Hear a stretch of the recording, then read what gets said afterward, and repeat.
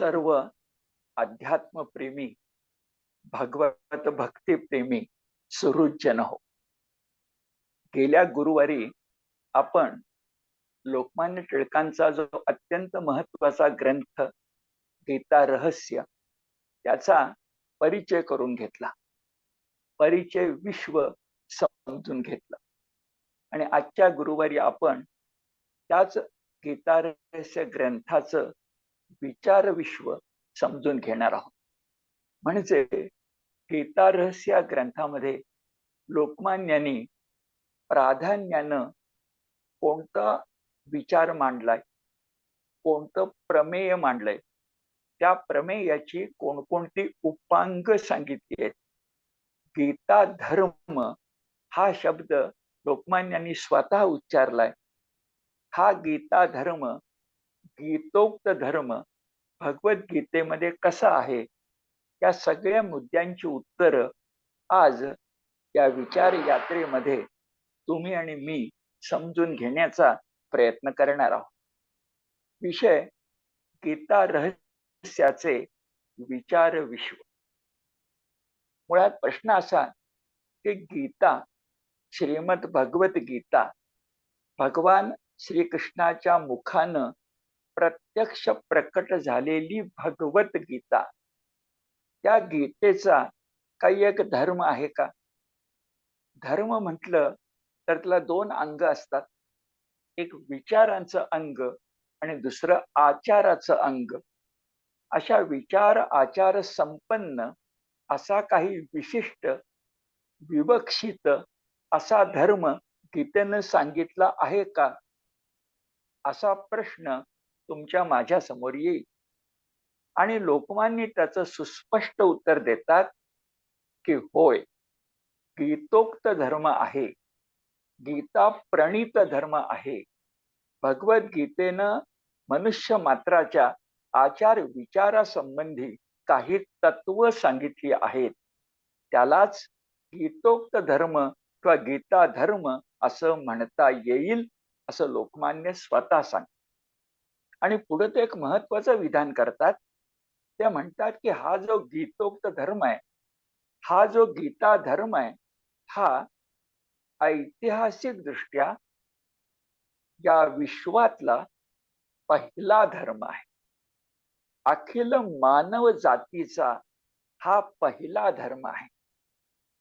धर्माच्या बाबतीत प्राचीन, प्राचीनतम असा आपण विचार करत गेलो तर गीता धर्म हा जगातल्या सगळ्या रूढ धर्मामध्ये, प्रचलित धर्मामध्ये, पूर्वी असलेल्या आणि आजही असलेल्या रूढ अशा धर्मामध्ये गीतोक्त धर्म, गीता प्रणीत धर्म, गीता धर्म हा ऐतिहासिक दृष्ट्या पहिला, प्राचीनतम आणि अखिल मानव जातीचा पहिला धर्म आहे. पहिला. या विधानाला, या प्रमेयाला फार मोठं महत्व आहे. कारण आज जगामध्ये आपण अनेक धर्म, रूढ धर्म, धर्मपंथ पाहतो. त्याच्यामध्ये संख्येनं सांगायचं तर 8 धर्मपंथ हे प्रमुख आहे, ज्यांना मानणाऱ्या अनुयायांची संख्या मोठी आहे. कोणकोणते आहेत बरं ते? तर एक, आपल्या भारतवर्षामध्ये असणारा, संख्येनेही मोठा असणारा पौराणिक हिंदू धर्म. मी फक्त हिंदू म्हणत नाहीये, पौराणिक हिंदू धर्म म्हणतो. दुसरा धर्म यहुदी धर्म, ज्याला आपण ज्यू म्हणतो, तो यहुदी धर्म. तिसरा पारशी धर्म, पारशी धर्म, जो इराणमध्ये पूर्वीच्या कालखंडामध्ये होता. हे 3 धर्म. याशिवाय बौद्ध धर्म, जैन धर्म, ईसाई धर्म, इस्लामी धर्म आणि शीख धर्म असे एकंदर 8 धर्म आहेत. आज जगामध्ये रूढ आहेत. या धर्मांना मानणारे असंख्य अनुयायी जगाच्या पाठीवर आहेत. आता प्रश्न असा की जे 8 प्रमुख धर्म आहेत, या सगळ्यांच्या आधी सगळ्यांच्या आधी गीतोक्त धर्म किंवा गीता धर्म जन्मास आलाय. आपण इसवी सनाचाच उल्लेख करू. गीता धर्म कधी जन्मला तर महाभारताबरोबर जन्मला. आणि महाभारताचा किंवा भगवद्गीतेचा जन्मकाळ कोणता तर हा ज्योतिर्गणिताच्या आधारे सिद्ध झालेला आहे. ज्योतिर्गणिताच्या आधारे, तत्कालीन नक्षत्रांच्या स्थितीच्या आधारे, ग्रहांच्या आधारे, ज्योतिर्गणिताच्या आधारे हा गीतेचा काळ अगदी गणिती पद्धतीनं निश्चित झालेला आहे. तो कधी आहे तर लोकमान्य टिळक, सदाशिव शास्त्री भिडे, जसं कर्णिकर हे गीताधर्म मंडळाशी संबंधित असणारे जे 3 महामानव आहेत त्यांनी एकमुखाने सांगितलंय की भगवद्गीता ही इसवी सन पूर्व 1931 इसवी सन पूर्व 1931 मार्गशीर्ष शुद्ध एकादशी या तिथीला युद्धारंभ होणार होता तेव्हा जन्मली. म्हणजे इसवी सन पूर्व सामान्यपणे इसवी सन पूर्व 1931 म्हणजे 2000 धरूया. आता काही ज्योतिर्गणितज्ञांचं म्हणणं असं आहे की 2000च्या ऐवजी इसवी सन पूर्व 3000 एका सहस्रकाचा फरक आहे. आता आपण हे दोन्ही मान्य करूया. इसवी सन पूर्व 2000 ते इसवी सन पूर्व 3000 या किमान इसवी सन पूर्व 2000. आणि बघा बाकीचे जन्म कधी कधी जन्मले तर गीता ही इसवी सन पूर्व आता सांगितल्याप्रमाणे 2000 जन्मली आहे. तर पौराणिक हिंदू धर्म, यहुदी धर्म आणि पारशी धर्म हे इसवी सन पूर्व 1000 जन्मलेली आहे. थोडं आगे मागे, पण अंदाजे सांगायचं, सर्वसामान्यपणे सांगायचं तर गीता इसवी सन पूर्व 2000 3000 आणि हे 3 धर्म पौराणिक हिंदू धर्म, यहुदी धर्म, पारशी धर्म इसवी सन पूर्व 1000. तसंच बौद्ध धर्म आणि जैन धर्म इसवी सन पूर्व 500.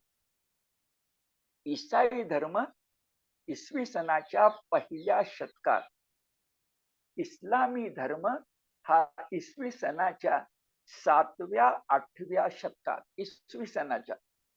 आणि शीख धर्म इसवी सनाच्या 13व्या 14व्या शतकात.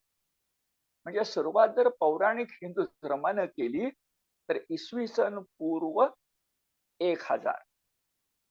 आणि जर शीख धर्मापासून थांबलो तर इसवी सनोत्तर, इसवी सन पूर्व नव्हे, इसवी सनोत्तर 13वं किंवा 14वं शतक.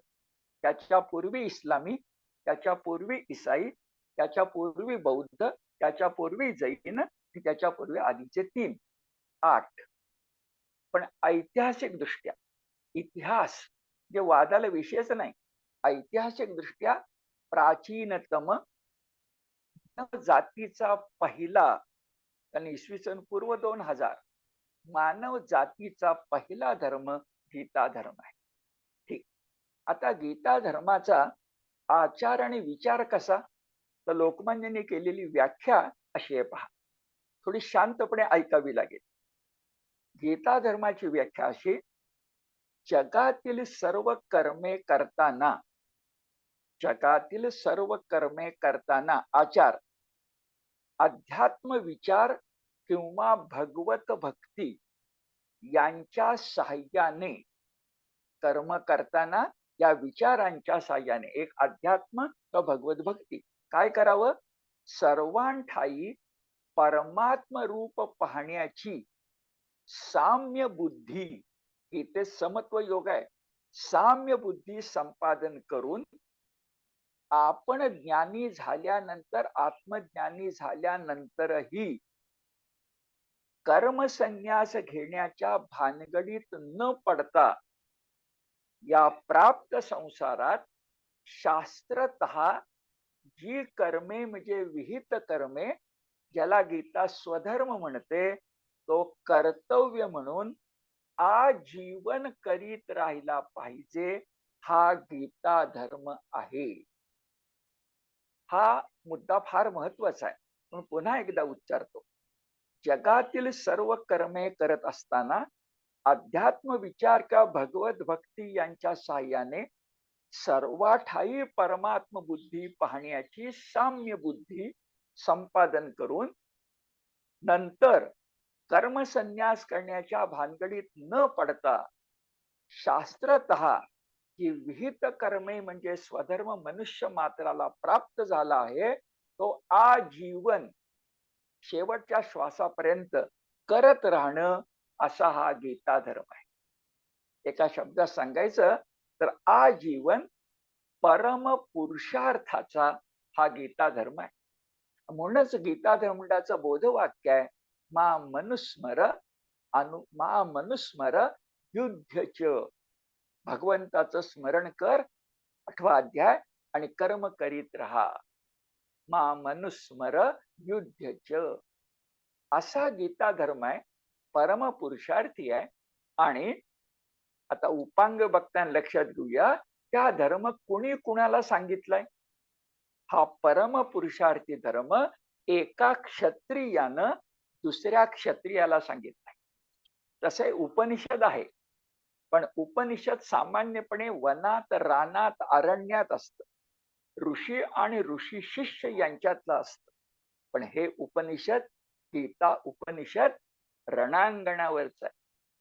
हे उपनिषद परमात्म्या इतकंच पुरुषार्थाचाही शोध घेणार आहे.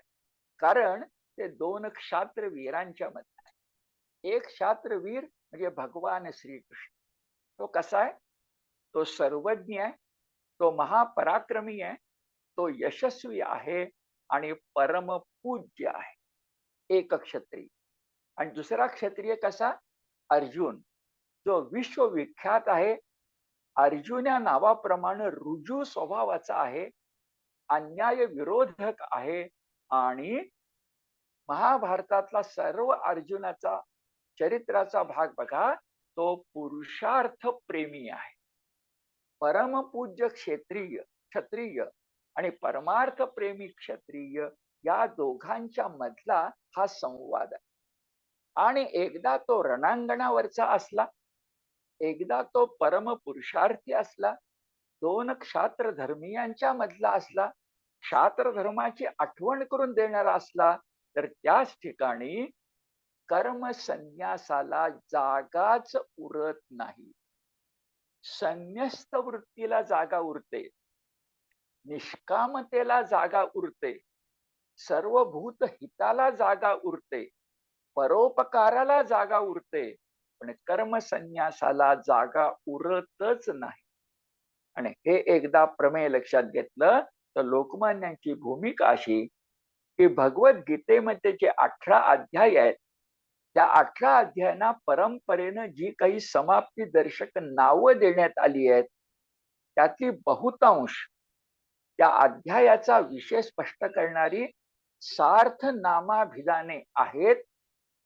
पण 4 अध्यायांच्या बाबत मात्र काहीतरी गडबड झालेली आहे.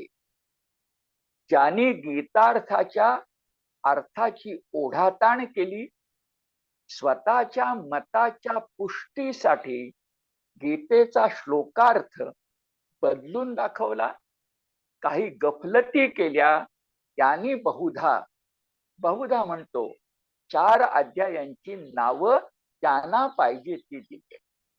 ती गीता धर्मामध्ये बसत नाहीत. अध्याय क्रमांक 4, त्याचं नाव आहे ज्ञान कर्म संन्यास. ज्ञान मान्य, पण कर्म संन्यास. 4थ्याचं नाव ज्ञान कर्म संन्यास.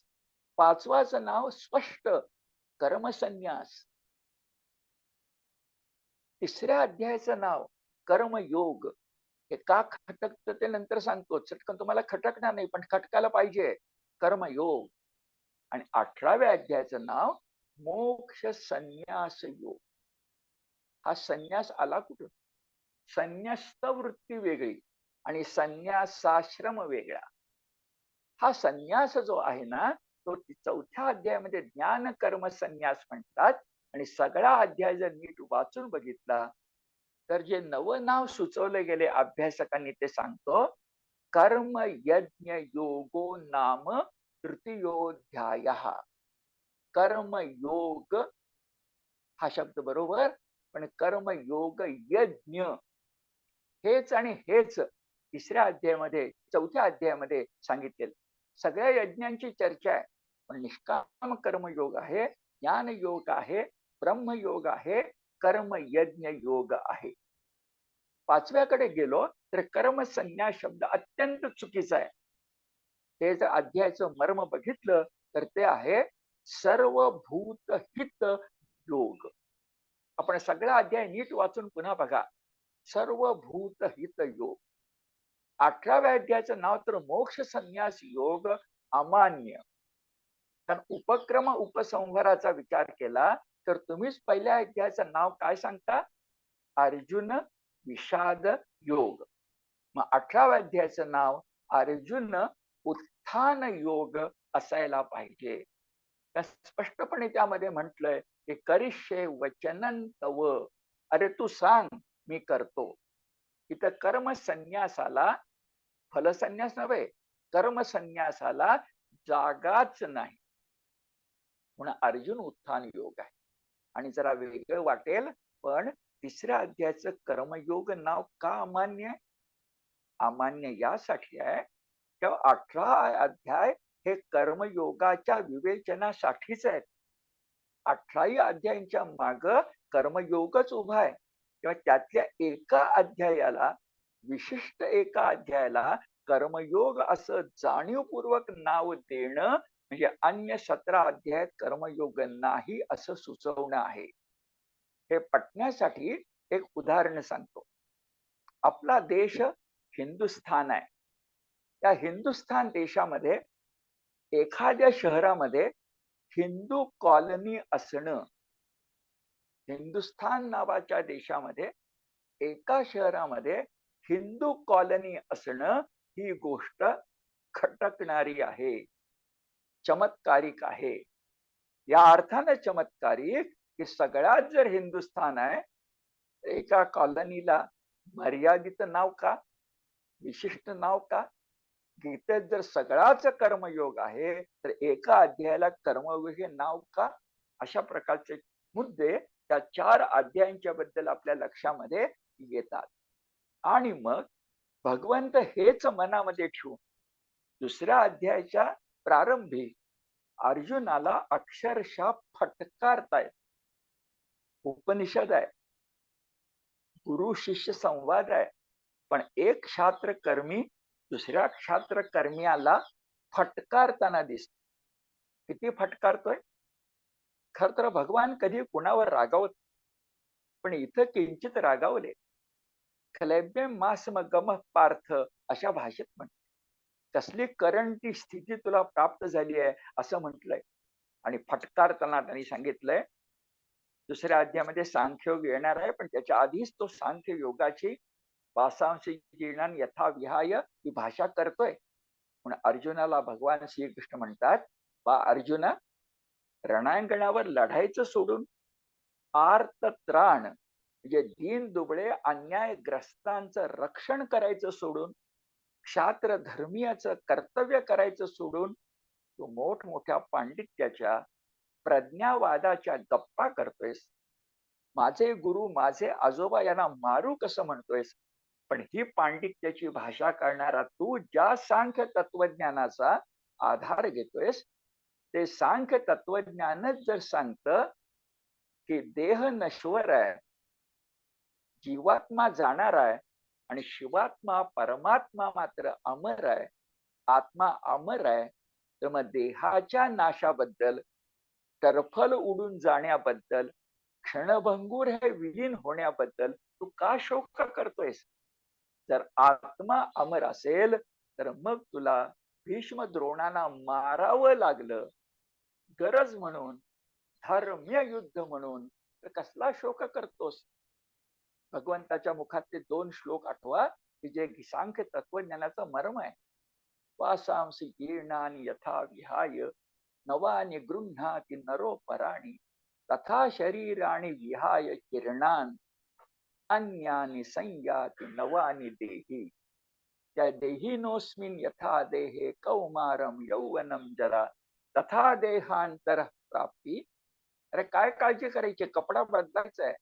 तथा देहांतर प्राप्ती धीरस तत्र न मुह्यती, ते मोह पावतच नाहीत.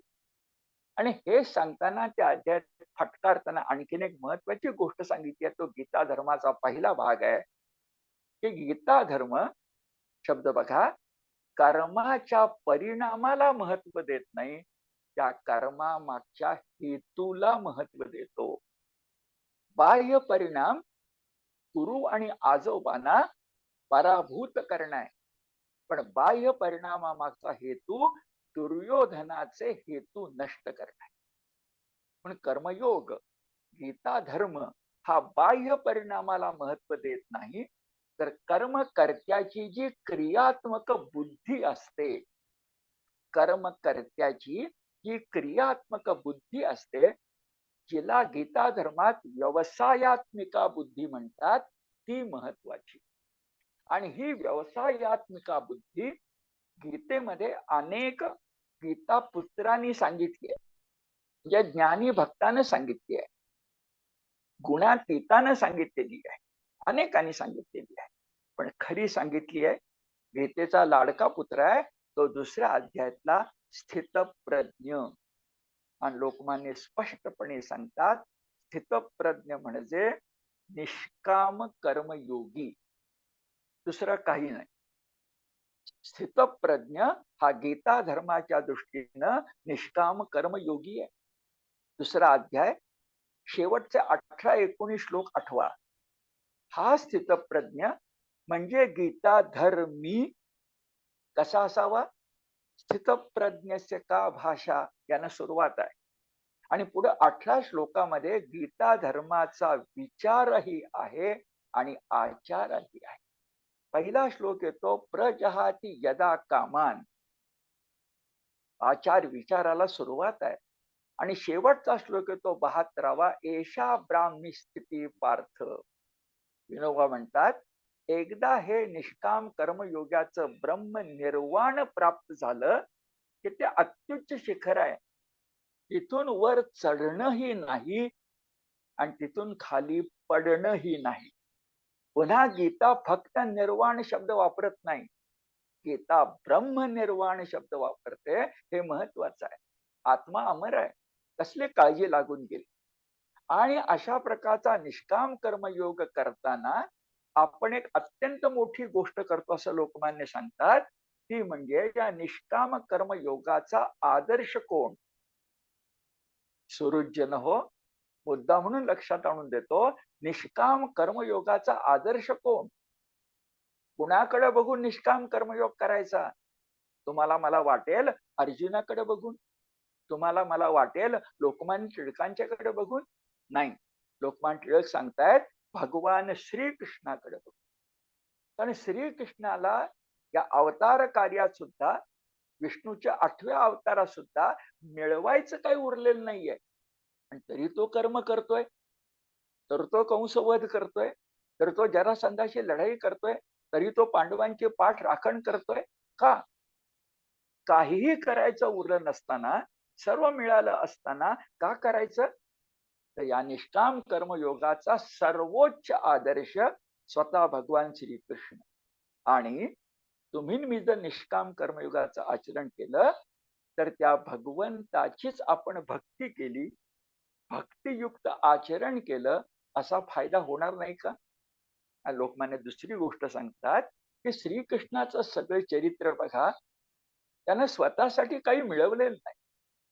प्रत्येक गोष्ट त्यानं दुसऱ्यासाठी केली.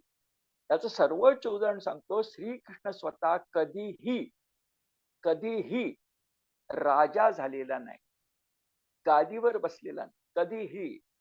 आपण त्याला द्वारकाधीश म्हणतो, पण ते अलंकारिक बोलणं आहे. तो द्वारका रक्षक आहे, द्वारकाधीश नाही. तो उपभोग शून्य आहे, राजा सुद्धा नाही. हे ध्यानात घेतलं की निष्काम कर्मयोगामध्ये भगवंताच्या भक्तीचं अनुकरण आहे, अनुसरण आहे, त्याच्या पाठोपाठ जाणं आहे. आणि असा निष्काम कर्मयोग भगवंतानं सांग. माझ्या आजच्या विचारयात्रेचा शेवटी मुद्दा लोकमान्यांचं कार्य एका हिंदी कवीच्या शब्दांनी मी सांगणारा राष्ट्रीय कवी दिनकर, तिथं मला संदर्भ पाहिजे म्हणून सांगतो की बघा, गीता जेव्हा सांगितली जात होती इसवी सन पूर्व 2000, तेव्हाही भगवंताला जाणवत होतं की मी निष्काम कर्मयोग करतोय, पण आसपासची माणसं निष्काम कर्मयोग करत नाहीयेत. जो सूर्यानं केला, जो मनूनं केला, जो इक्ष्वाकूनं केला, राजा जनकानं केला, जो स्वतः यादव श्रेष्ठ कृष्ण करतोय, जो अर्जुनाला सांगतोय, तो त्या वेळेला विस्मृतीत गेला होता.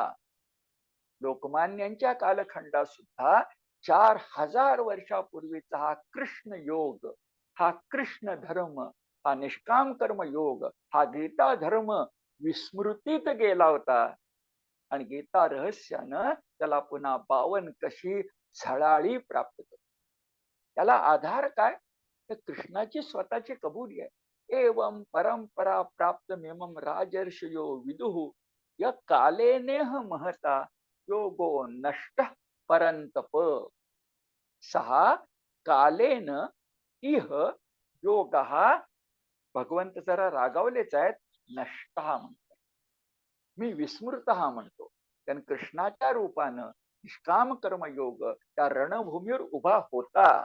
म्हणून तर अर्जुन सीदंती मम गात्राणी मुखंच परिशुष्यती हे सगळं टाकू शकला. अर्जुन हा जसा रुजू आहे, तसा त्या सुभाषितात म्हटल्याप्रमाणे सुधी आहे, मोठा बुद्धिमान आहे. आणि बुद्धिमान असल्यामुळं अर्जुनानं गीता धर्म हा ऐकला. आता आपण बोललो तो दुसऱ्या अध्यायातला, तिसऱ्या अध्यायातला. आणि मग त्यानं प्रश्न विचारला की कळलं रे, मला कळलं की जो कोणी ज्ञानवंत आहे ना, त्यानं कर्म केलं पाहिजे.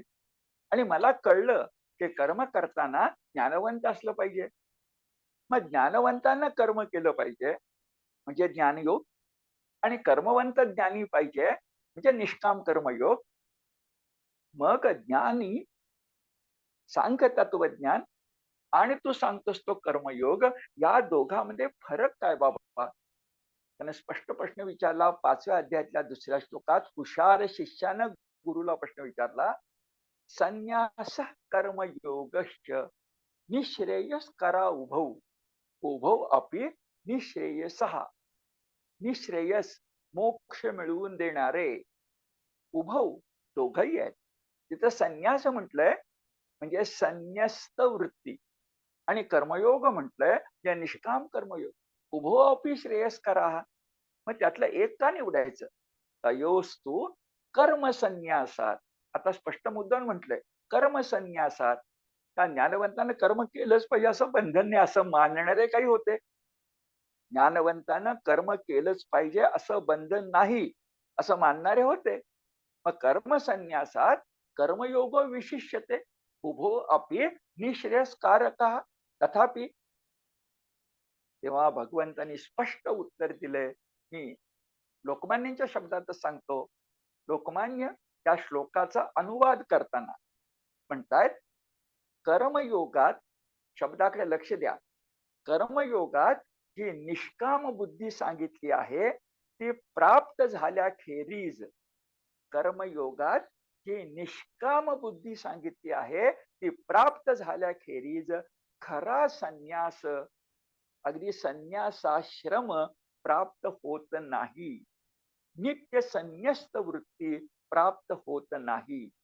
आणि एकदा काही निष्काम बुद्धी प्राप्त झाली की समष्टीसाठी कर्मे करीत राहण्याने, एकदा काही संन्यस्त वृत्ती, का कर्मयोग महत्वाचा निष्काम कर्मयोग? तर ज्ञानवृत्ती म्हणजे निष्काम कर्मवृत्ती, ती एकदा प्राप्त झाल्यानंतर व्यष्टीसाठी नाही पण समष्टीसाठी कर्मे न करण्याचं बंड, लोकमान्यांचा शब्द आहे, कर्मे न करण्याचं बंड माझं विण्यात काय हशील आहे. शब्द बघा, सांख्य बुद्धी किंवा कर्मयोग हे भिन्न आहेत असे बंड माजवण्यामध्ये काय हाशील आहे. आणि अर्जुनाच्या या प्रश्नाचं इथं दिलेलं उत्तर 18व्या अध्यायामध्ये शेवटी भगवंतांनी मुद्दाम लक्षात आणून दिलंय. मी आपल्या आपल्या म्हणजे तुमच्या माझ्या विचार यात्रेतल्या भाषेत सांगतो की ज्ञानवंत, ज्ञानयोगी आणि कर्मयोगी यात नेमका फरक तुमच्या माझ्या दृष्टीनं काय, तर मोह निराश, आसक्ती निराश. काय घडतं सांगू, त्या ज्ञानवंतानं आसक्ती टाकलेली असते पण ती कर्मातून दिसतेच असं नाही. आणि कर्मयोगी ज्ञानवंता इतकाच अनासक्त असतो पण त्याच्या कर्मातून ती दिसते. आणि दिसणं फार महत्वाचं आहे.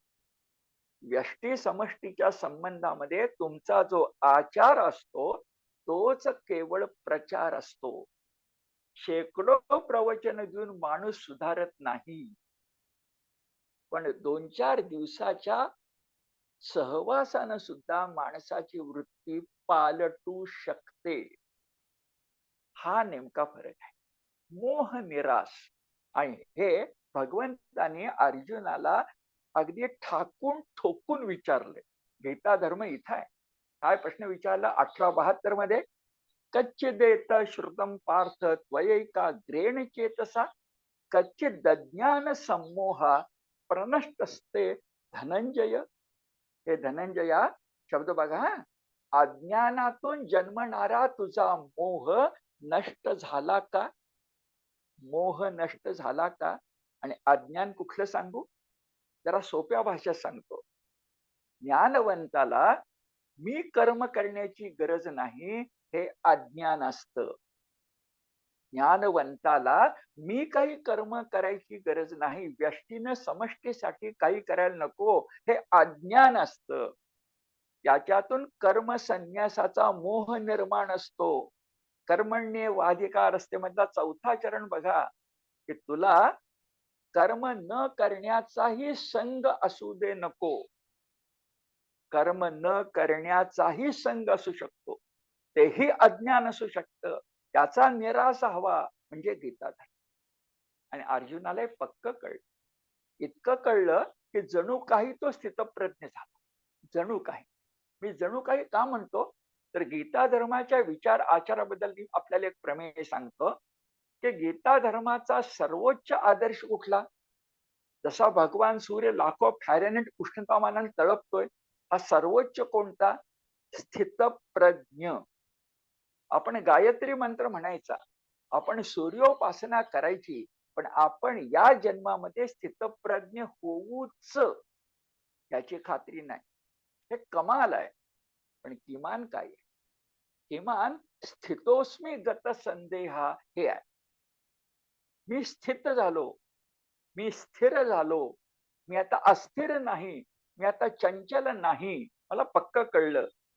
स्थितोस्मी, मग स्थितप्रज्ञ आणि स्थितोस्मी, त्यातला स्थितोस्मी म्हणजे कोण, 18व्या अध्यायामधला सात्विक कर्ता. एवढं तुम्हाला मला नक्की होता येईल. मुक्त संगो नहम वादे धृत्युत्साह समन्विता, हे तुम्हाला मला नक्की होता येईल, या जन्मात होता येईल, काही अडचण नाही. पण गीता धर्माचं शेवटचं टोक स्थितप्रज्ञ. आणि गीता धर्माचं पहिलं टोक अर्जुनानं स्वीकारलं, स्थितोस्मी गतसंदेहा करिष्ये वचनं तव. तुम्ही मी सकाळी उठल्यानंतर भगवंताला नमस्कार करताना म्हणावं, देवा आज माझ्या समोर कर्तव्य आणि अकर्तव्याचा झगडा येणार आहे, मला तारतम्य बुद्धी तूच दे, मला गीता धर्म तूच शिकव. मी गीतेचा अध्याय म्हणेन पण गीता धर्म तू शिकव. काय शिकव, स्थितोस्मी गतसंदेहा, काय करेन, करिष्ये वचनं तव. कृष्णानं जे केलं ते आम्ही करू. कृष्णानं पांडवांचं रक्षण केलं, आम्ही करू. कृष्णानं कौरवांचा नाश घडवला, आम्ही घडवू. आणि म्हणून लोकमान्य गीता धर्माचा प्रमेयाचा पहिला भाग तुम्हाला मला सांगतात.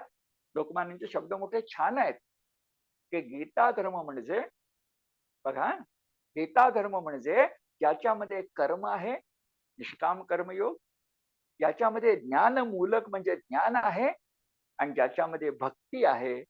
ज्ञान, कर्म आणि भक्ती ही कोणाही मानव मात्राचा, माणसाचा देव माणूस घडवण्याची युक्ती आहे. ज्ञानाच्या वाटेने जा, ज्ञानात ध्यान आलं, ज्ञानाच्या वाटेने जा, कर्म म्हणजे निष्काम वाटेने जा, नाहीतर भक्तीच्या वाटेने जा. गीतेचं वैशिष्ट्य हे की त्यांच्या गीता धर्मामध्ये तीनही एकत्र आले. त्रिवेणी संगम आहे, प्रयाग तीर्थ आहे. पण लोकमान्य तुम्हाला मला कळणाऱ्या भाषेत म्हणतात, एक सुंदर पैठणी सारखं वस्त्र आहे. इथं कर्म, ज्ञान आणि भक्ती यांची गोधडी नाही. बघा, लोकमान्य प्रकांड पंडित आहेत, पण उदाहरण काय देत आहेत वाचूनच दाखवतो. भगवद्गीता म्हणजे कर्म, भक्ती आणि ज्ञान अशा तीन स्वतंत्र पारमार्थिक निष्ठांची खिचडी नाही. कर्म, ज्ञान, भक्ती अशा स्वतंत्र पारमार्थिक निष्ठांची खिचडी नाही. त्या कापूस, रेशीम आणि जर यांच्या चिंध्या एकत्र करून तयार केलेली गोधडी पण नाही. गोधडी उबदार असते पण पैठणी नसते. चिंध्या एकत्र करून तयार केली गोधडी नाही. तर वाक्य बघा, प्रकांड पंडितांना तुमच्या माझ्यासाठी सांगितलंय. तर कापूस, रेशीम आणि जर यांचे निरनिराळे धागे योग्य स्थानी, तो विणकर डोळ्यासमोर आणा, ताणा बाणा आडवे उभे धागे योग्य स्थानी योग्य रीतीनं बसवून निष्काम कर्मयोग नावाचे एक मनोहर आणि मौल्यवान असे गीतारूपी सणंग, हा त्या काळातला शब्द आहे, पैठणी. गीतारूपी सणंग महावस्त्र प्रारंभापासून अखेरपर्यंत अत्यंत योगयुक्त चित्ताने, म्हणून कृष्ण म्हणाले की मला पुन्हा गीता सांगता येणार नाही. अनुगीतेच्या प्रारंभी मला सुद्धा क्षणात नाहीसे होणारे दिव्य भास योगयुक्त चित्ताने आणि लोकमान्य काय सांगता बघा, सख्य भक्तीचा जो आदर्श अर्जुन त्याच्या साक्षीने, जे सांगणारा योगयुक्त आणि ऐकणारा सख्य भक्तियुक्त, समसमा संयोग की जाहला, असं 2000 वर्षापूर्वी तुमच्या माझ्या भाग्यानं घडलं. भगवद्गीतेचा गीता धर्म असा आहे.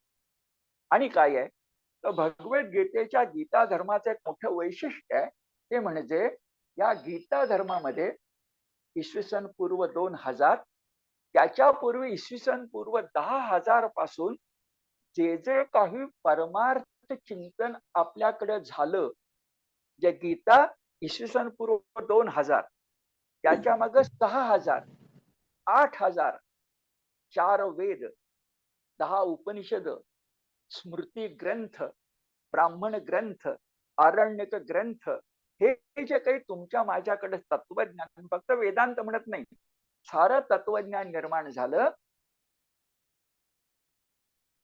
त्याचं नवनीत त्या श्लोकात फक्त दशोपनिषद गावो म्हटलंय नाही, 4 वेद सुद्धा, याचं नवनीत शब्द बघा, सर्व समावेशक वृत्तीनं गीतेनं निर्माण करून दिलंय. सर्व समावेशक वृत्ती. आता युक्ती गीतेनं काय केली आहे तर सगळ्यांचं ऐकायचं, त्यातलं आवश्यक चांगलं ते घ्यायचं, पण त्याला वेगळा आकार रंगरूप द्यायचं आणि संक्षिप्त स्वरूपात नवनीत म्हणून सादर करायचं. थोडक्यात लोकमान्यांचा शब्द आहे, गीता धर्मात एक विलक्षण चातुर्य आहे. तो मानव मात्राचा पहिला धर्म आहे. पण मला तर वाटतं भविष्यात जे धर्म जन्मास येणार होते आणि भूतकाळात जे धर्म जन्मास आले होते, त्यांचा ऋतंभरा प्रतिभेनं गीतेनं संगम घडवलाय. नाही तर मला सांगा, आपल्याकडे त्या 10,000 वर्षात जे मार्ग सांगितले त्याच्या बाहेर इसवी सनोत्तर आज 2000 झाले तरी या पारमार्थिक मार्गापेक्षा वेगळा मार्ग माझं वाक्य बघा, या पारमार्थिक मार्गापेक्षा वेगळा मार्ग कोणा महापुरुषानं कोणत्या तरी धर्मामध्ये, रूढ धर्मामध्ये तुम्हाला मला सांगितलाय का? मी यादी वाचून दाखवतो. ज्ञान मार्ग, ध्यान मार्ग, भक्ती मार्ग, कर्म मार्ग, यज्ञ मार्ग, दान धर्म, तपश्चर्या, सेवाभाव, दया बुद्धी, सत्यवचन, अहिंसा व्रत आणि सर्वतोपरी संन्यस्त वृत्ती, या 12 मार्गाच्या पलीकडे पूर्वी आणि आता आणि भविष्यात सुद्धा वेगळा काही ज्ञान, वेगळा काही पारमार्थिक मार्ग येईल का? पण गीता या सगळ्यांना घेते, पण त्यांच्या इतकीच मर्यादित होत नाही. म्हणजे कशी? गीता फक्त दया बुद्धी सांगत नाही, गीता फक्त दान धर्म सांगत नाही, गीता फक्त अहिंसा वृत्ती सांगत नाही, 12ही गुण एकत्र करून सांगते. आणि याला आधार गीतेच्याच वचनाचा 9व्या अध्यायातला 5वा श्लोक आहे. भूत भृन्न च भूतस्थो ममात्मा भूत भावना. काय अर्थ? मीच आत्मस्वरूपाने हे भूत मात्र निर्माण केले, त्यांची धारणा सुद्धा मी करतो, पण मी त्यांच्या इतका विशिष्ट मर्यादित नाही. मीच निर्माण केले, पण त्यांच्यात नाही, त्यांच्या इतका मी विशिष्ट मर्यादित नाही, कारण मी अमर्याद आहे. मी सर्वसमावेशक आहे. मी एकांगी नाही, मी अनेकांगी आहे. हे गीता धर्माचं अलौकिक चातुर्य आहे. गीतेनं काय केलं तर उपनिषदीय ग्रंथामधलं आत्मज्ञान बघा, उपनिषदीय ग्रंथामधलं आत्मज्ञान आणि आपल्याकडे जे स्मृती ग्रंथ होते त्यातलं कर्मज्ञान, निष्काम कर्मयोग नंतर आहे. माझं वाक्य बघा, उपनिषदीय ग्रंथातलं आत्मज्ञान आणि स्मृती ग्रंथातलं कर्मज्ञान यांना एकत्र आणून उपनिषदांची निष्कामता आणि स्मृती ग्रंथांची कर्मता याच्यातनं निष्काम कर्मयोग असा सुमेळ घालून दिला. याला गीता धर्म किंवा गीतोक्त धर्म म्हणतात. संन्यास शब्दाचा खरा अर्थ सांगितला. कर्मसन्यास नाही, संन्यस्त वृत्ती म्हणजे फलसन्यास. यज्ञ शब्दाचा अर्थही वाढवला. यज्ञ म्हणजे विशिष्ट देवतेसाठी मनामध्ये एखादा हेतू ठेवून यज्ञकुंडाची निर्मिती करून होता ऋत्विज यजमान या प्रकारची मांडणी करून जो यज्ञ केला जातो तो मान्य आहे. सृष्टी चक्र चालायला तो मान्य आहे. पण त्या यज्ञ करताना यज्ञामध्ये जी सकामता आहे तेवढी काढा. ते यज्ञ म्हणजे त्याग, हे तुमच्या लक्षात. इदम न मम म्हणजे यज्ञ. इदम न मम, यज्ञात तेच आपण करतो. देवाला अर्पण करताना इदम न मम म्हणतो, पण अर्पण करताना मीला अर्पण करत नाही. त्या आहुती बरोबर मित्वाला, मीपणाला, स्वार्थाला अर्पण केलं पाहिजे. यज्ञ वृत्ती हा खास शब्द आहे गीतेचा. आणि यज्ञ म्हणजे काय? संन्यस्त वृत्ती, त्यात कोणत्याही शंका. पण ही यज्ञ वृत्ती सांगताना गीतेचं अलौकिक चातुर्य असं की त्यांनी आचारही सांगितलाय तो वर्णाच्या भाषेत, आणि आचारही सांगितलाय तो कर्माच्या भाषेत किंवा आश्रमाच्या भाषेत. वर्ण म्हटलं की आज डोळ्यासमोर जन्मानं येणारी जी जात आहे ती मानू नका. वर्ण बरोबर जात नव्हे. वर्ण हा गुणकर्म विभागश आहे आणि जात ही जन्मानं प्राप्त होते. मुळातच फरक आहे. 4 वर्ण गुणकर्म विभागशः, कामाची विभागणी, श्रम विभागणी हे राहणारच आहे. मग ज्ञानवंत असेल, बलवंत असेल, वाणिज्यवंत असेल आणि सेवावंत असेल, हे राहणारच आहेत. त्याला इलाज नाही. पण त्या वर्णामध्ये वर खाली होता येईल, इकडचा तिकडे जाऊ शकेल, त्याच्यामध्ये जिना असेल, त्याच्यामध्ये उतरंड नसेल, त्याच्यामध्ये विषमता नसेल, सैनिक हा घरात शेतकरी असेल आणि गरज पडली तर रणांगणावर सैनिक असेल. शिवशाहीमध्ये, मराठीशाहीमध्ये असंच होतं.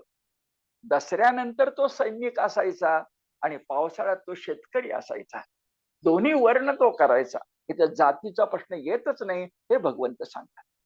आणि याचबरोबर आश्रम सांगितले गीतेनं, जे परंपरेनं आलेत. आणि तुमचं माझं मानवाचं जीवन 100 वर्षाचं सुखी व्हायला पाहिजे असेल तर ज्ञानग्रहण पाहिजे, ब्रह्मचर्याश्रम, वंश सातत्य पाहिजे, गृहस्थाश्रम, मनानं संन्यासी झालं पाहिजे, वानप्रस्थाश्रम, आणि समष्टीसाठी जगलं पाहिजे, संन्यासाश्रम. तेच केलं पाहिजे. आणि खरं सांगू, जो कोणी हे 4 आश्रम आजही पाळायचा प्रयत्न करतो, तो सुखी होतो, समाधानी होतो. हे गीता धर्म आपल्याला सांगतो. गीतेचं आणखी वैशिष्ट्य असं की गीतेच्या कालखंडात सगळ्या तत्वज्ञानात श्रेष्ठ होतं ते सांख्य तत्वज्ञान. किंवा तत्वज्ञान म्हणजे सांख्य म्हटलं की पुन्हा तत्वज्ञान म्हणायला लागत नव्हतं. सांख्य बुद्धी म्हटलं की तत्वज्ञान. फक्त गीतेनं सांख्य बुद्धीला सांख्य योग बनवलंय.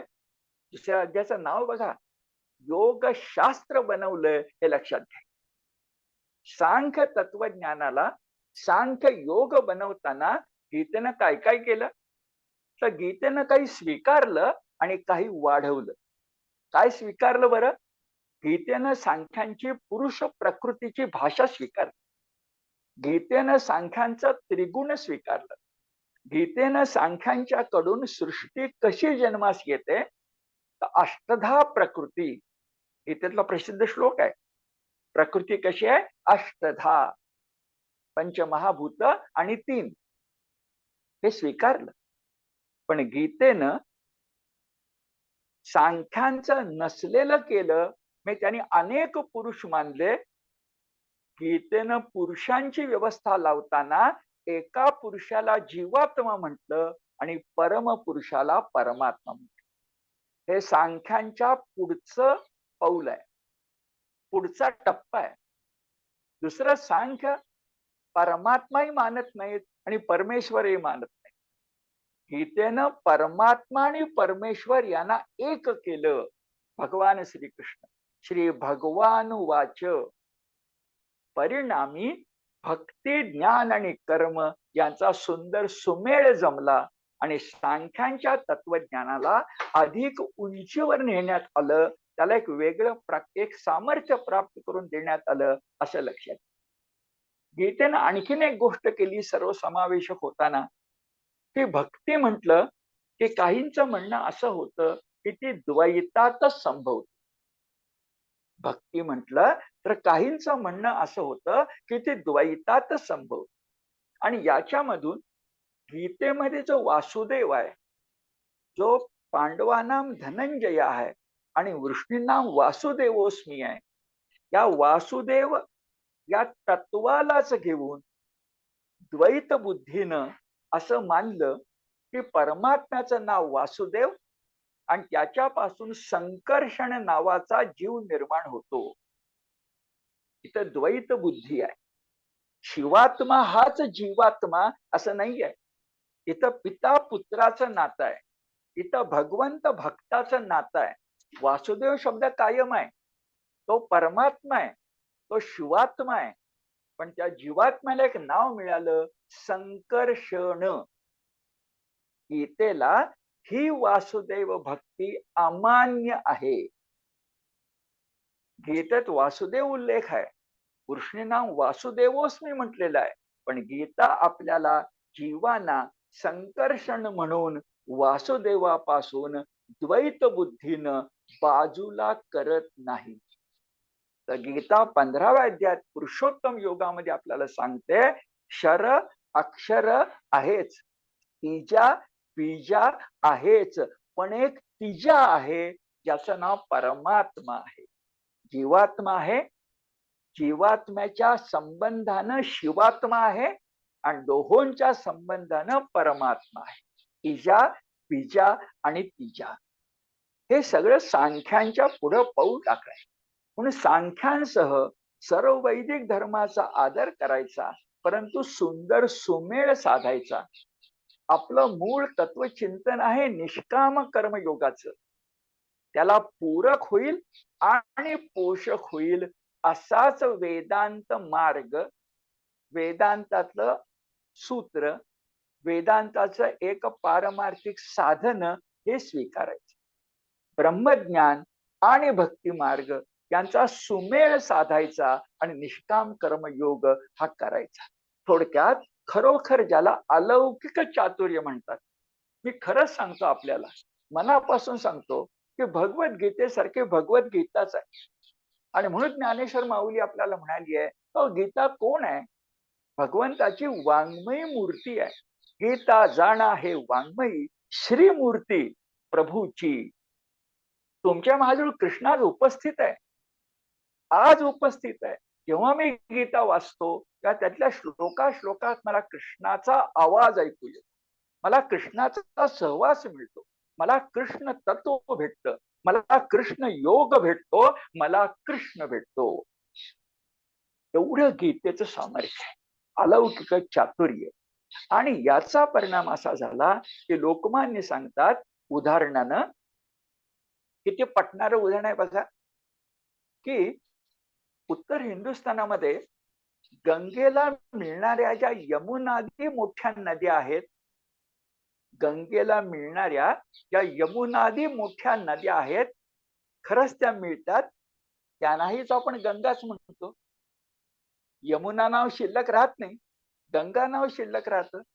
किंवा दक्षिणेमध्ये ज्या आहेत कृष्णा, कावेरी, त्यातलं पाणी घेऊन स्नान करताना सुद्धा आम्ही कृष्णा कावेरीच्या जलानं स्नान करताना आम्ही गंगेत स्नान करतोय असं म्हणतो. म्हणजे उत्तरेमध्ये प्रकृतीशः आणि दक्षिणेमध्ये मानस, मनानं आपण गंगाच मानतो. तशी गीता आहे. लोकमान्याचे शब्द बघा, गंगा नदीमध्ये अनेक नद्या मिळाल्या तरी त्या गंगेचं स्वस्वरूप भंगत नाही. तसं वेदांतातली किंवा अन्यही जी पारमार्थिक साधनं आहेत ती निष्काम कर्मयोगामध्ये गंगेत मिसळावी तशी मिसळतात. ज्ञान घ्या, ध्यान घ्या, कर्म घ्या, समत्व घ्या, काहीही घ्या, निष्काम कर्मयोग या गंगेचं स्वस्वरूप बदलत नाही. दूध साखर संमिलन व्हावं तितकं सुंदर संमिलन होतं. आणि म्हणून महाभारतकारांनी श्रीकृष्णाच्या मुखानच, खास लक्षात घ्या, महाभारतकारांनी श्रीकृष्णाच्या मुखानच सांगितलंय की सगळ्या मानव मात्रांसाठी, तेव्हा आत्ताचे धर्म जन्मलेले नव्हते, पौराणिक हिंदू धर्मापासून शीख धर्मापर्यंत 8ही धर्म जन्मलेले नव्हते, तेव्हा श्रीकृष्ण भगवान महाभारतात सांगतायत की मी जो गीता धर्म सांगितला तो मानव धर्मास, मानव मात्रासाठी सुपर्याप्त आहे. आता सुपर्याप्तचा अर्थ लक्षात घ्या, हे तुम्हाला पुरेसं आहे. तुम्हाला अन्य धर्माच्या आधारे वाढवायचं असेल, भांडण नाही. पण मूळ काय आहे, गाभा काय आहे? तर गीता धर्माची भूमिका आहे त्याप्रमाणे गीता धर्म हा भरत भूमीचा राष्ट्रीय धर्म आहे. गीता धर्म हा भरत भूमीचा राष्ट्रीय धर्म आहे. हे देशीवादाचं आद्य रूप आहे. हा देशीवादाचा आद्य ग्रंथ आहे. त्यात भूमी तत्वनिष्ठा आहे आणि मानवनिष्ठा आहे. आणि भगवंताचं स्वतःचं वाक्य महाभारतामध्ये आहे. कुठं सांगतो, महाभारत अश्वमेध पर्व, हे महाभारत संपत आलं, महाभारत अश्वमेध पर्व अध्याय क्रमांक 16 श्लोक क्रमांक 12 अनुगीता, जी अर्जुनाच्या हट्टासाठी सांगितली, कृष्णाची इच्छा नव्हती, त्यात म्हटलंय सहा ही गीता धर्म हा सुपर्याप्तो आसीत. अरे मानव जातीसाठी सुपर्याप्त शब्द नीट लक्षात द्या. सुपर्याप्त, एवढं केलं की पुरे. तुम्हाला आणखी कलाकुसर करायची आहे, तुम्हाला वाढवायचंय, तुम्हाला शोभिवंत करायचंय, करा. भांडण नाहीच मुळी. गीता धर्म विश्वधर्म या अर्थानं आहे. गीता धर्म विश्वधर्म या अर्थानं आहे. जय हिंदही आहे आणि जय जगतही आहे, हे या अर्थानं आहे. सुपर्याप्तो आसीत. कोण सांगतंय? भगवान श्रीकृष्ण. आणि मग लोकमान्य तीच भाषा तुम्हाला मला कळेल अशा भाषेत सांगतात. ते म्हणतात, मगाशी सणंग म्हटलं ना बुद्धी ज्ञानाचं, ते तर आपल्या लक्षामध्ये येतच, पण लोकमान्यांचे शब्द किती छान आहेत बघा. महाभारतीय अर्जुनाप्रमाणेच, लोकमान्यांचे शब्द वाचतो. लोकमान्यांचे शब्द आहेत. महाभारतीय अर्जुनाप्रमाणेच शेतकरी असो, सोनार असो, सुतार असो, लोहार असो, वाणी उद्यमी असो, व्यापारी असो, कारकून असो, या सर्वांनी गुणाधारित आणि समाज प्रदत्त अधिकारानुसार आपापले व्यवहार परमेश्वरार्पण बुद्धीने चालू ठेवून या जगाचे धारण पोषण केले पाहिजे, असा निष्काम कर्म योगाचा धर्म. लोकमान्यांचे शब्द आहेत. कुणी कुणी नावं मुद्दाम घेतली आहेत, कुणाला सोडलं नाहीये, कुठं वरिष्ठ वर्ण कनिष्ठ वर्ण भाषा नाहीये, जातीपातीची विषमता नाहीये. अरे जो जो जन्मास आला तो तो माझा. कुसुमाग्रज म्हणतात ना, जे जे जगी जगले तया, जे जे जगामध्ये आहे माझे म्हणा करुणा करा. गीता सर्वांची आहे. इसवी पूर्व 2000 मानव मात्राची आहे, सुपर्याप्त आहे. आणि असं तुम्ही केलं की लोकमान्य पुढे सांगतात, फार महत्वाचं आहे की तुम्ही निष्काम कर्मयोग करा, की कर्म विपाक सिद्धांताचा अडथळा तुम्हाला नाही. तेवढं आश्वासन आहे. पुनर्जन्म मिळेल न मिळेल, मिळाला तर कसं मिळेल? शुचीनाम श्रीमताम गेहे. समजा आता मला मनुष्य जन्म प्राप्त झालाय, आणखी 10 जन्म मिळतील, बहुतांशी मनुष्य जन्मच मिळतील, कारण चांगलं वागलं तर मनुष्य जन्म मिळतो. त्या 10 जन्मात मी गीतेचा अभ्यास करीन आणि 11व्या जन्मात का होईना मी मोक्ष मिळवेन. कसा? 10ही जन्मात मी गीतोक्त धर्म म्हणजे निष्काम कर्मयोग करत राहीन. लोकमान्य म्हणतात की निष्काम कर्मयोग केला की कर्म विपाक सिद्धांताचं बंधन तुम्हाला राहणार नाही. परमेश्वराची उपासना आपोआप घडेल आणि अखेरीस तुम्हाला सिद्धी म्हणजे पूर्ण यश मिळेल, असं लोकमान्य स्पष्टपणे सांगतात. शेवटच्या 5 मिनिटात 1-2 मुद्दे सांगूया. एक मुद्दा असा, मुख्यतः गीता धर्मंडाच्या वतीनं आम्ही जेव्हा तरुण मुलांशी बोलतो तेव्हा ही गोष्ट आम्ही सांगतो. गीता ही कपाटासाठी नाहीये, गीता ही देव्हाऱ्यासाठी नाहीये, गीता एकमेकाला भेट देण्यासाठी नाहीये, गीता ही आचरण्यासाठी. आणि गीता इतकी वास्तवनिष्ठ आहे की शब्द काय वापरते? निष्काम कर्म. तू कर्म करीत राहा, फल टाकून कर्म करीत राहा. कर्मण्ये वाधिकार असते मा फलेषु कदाचन मा कर्म फल हेतुर्भूर मा ते संगोस्त्व कर्मणी. म्हणून करत राहा. कर्म केलं की निसर्गतः परिणाम मिळणारच. विद्यार्थ्यानं अभ्यास केला, उत्तम परीक्षेमध्ये लिहिलं, त्याला गुण मिळणारच. देव सुद्धा अडवू शकत नाही, परिणाम होणार. पण आसक्ती, लोभ, ममत्व, स्वार्थ यानं फळ मलाच मिळालं पाहिजे, मी म्हणतो तितकं मिळालं पाहिजे, मी म्हणतो त्यावेळी मिळालं पाहिजे, आणि शक्य असेल तर मलाच मिळालं पाहिजे, इतरांना नाही मिळालं तर बरं, नाही चालत. गीता कर्म करायला सांगते, कर्मयोग सांगते, निष्काम कर्मयोग सांगते. याच्या इतकं वास्तव दुसरं काहीही नाही. वारकरी संप्रदायाने हे घेतलंय की देवा जन्म कितीही दे, आम्ही चिंता करत नाही. शब्द बघा, हा संसार सुखमय आहे का दुःखमय आहे याची चिंता न करता वर्णाने आणि आश्रमाने, वर्ण जात नाही, वर्णाने आणि आश्रमाने जी प्रापंचिक कर्मे मला आली आहेत ती स्वधर्म म्हणून करून मनुष्य मात्राने प्राप्त कर्तव्य आनंदाने करावे ही गीतेची वास्तव निष्ठा आहे. नाहीतर जन्मास आल्यापासून मरेपर्यंत सुटकी किंवा चौकोनी चेहरा करून सारखी काळजीच करायची कशासाठी? मुक्त संगो नहंवादी धृत्युत्साह समन्विता असा सात्विक करता. आणि त्याचा विचार कुठला असावा? एकदम हा 18व्या अध्यायातला, एकदम दुसऱ्या अध्यायात चला आणि 56वा श्लोक. गीता काय सांगते?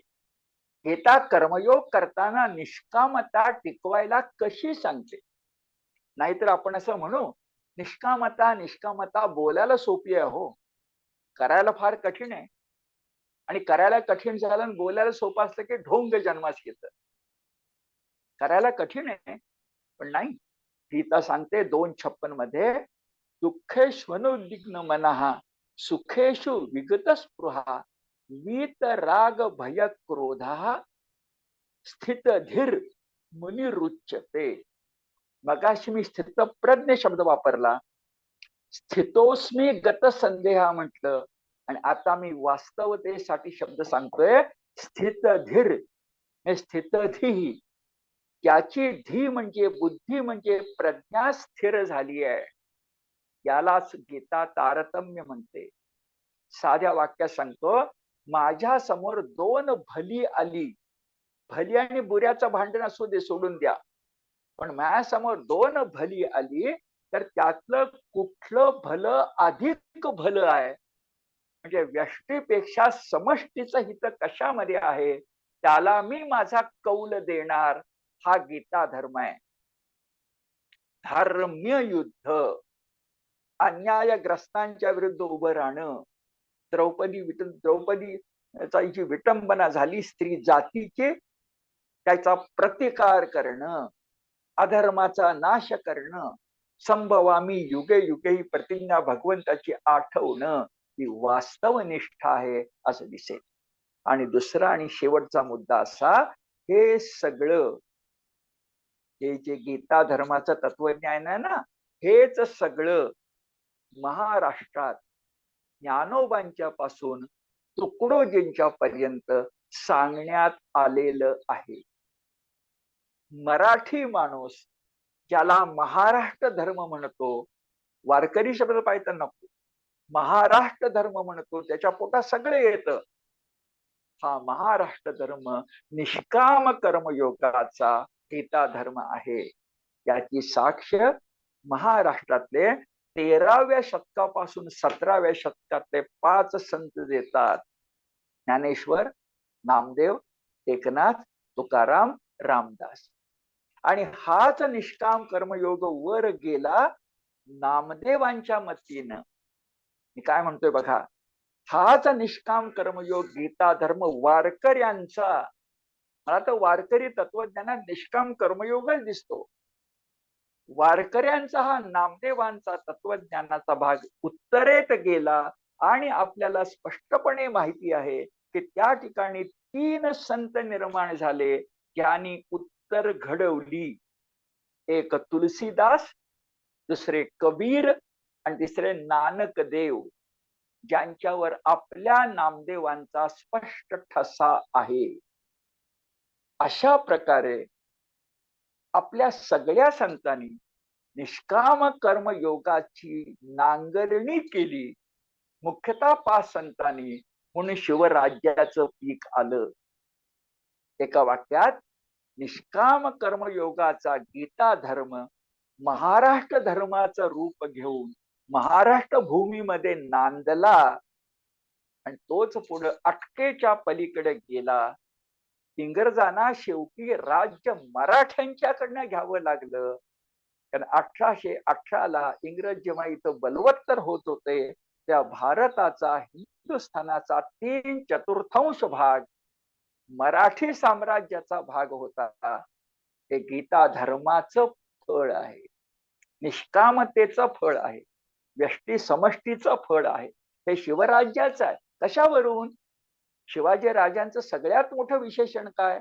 श्रीमंत योगी. श्रीमंत आहे, अभ्युदय आहे, पण योगी, निश्रेयस.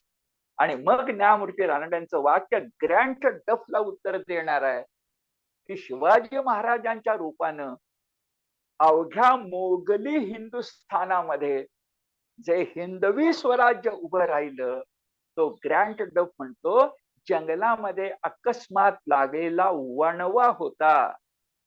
आणि न्यायमूर्ती Ranade the rise of Maratha power या इंग्रजी ग्रंथामध्ये म्हणतात, नाही, हा जंगलातला वणवा नव्हता. संतांनी गीतेच्या आधारे निष्काम कर्मयोगातून ही भूमी नांगरून ठेवली होती. म्हणून शिवछत्रपतींच्या आधारे, शिवछत्रपतींच्या रूपानं शिवराज्य निर्माण झालं, हिंदवी स्वराज्य.